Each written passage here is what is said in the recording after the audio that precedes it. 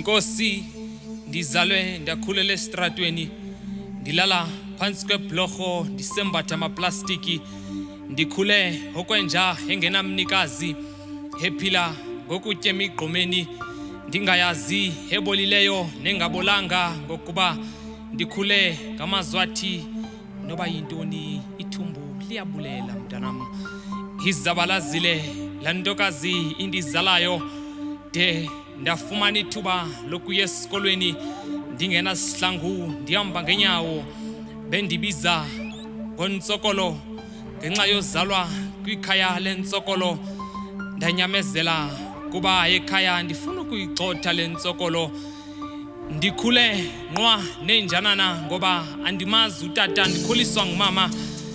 Ndizibambe zaqina ndafika kwibanga le-10 ugrade 10 ngolwasemzini, suka yawunabela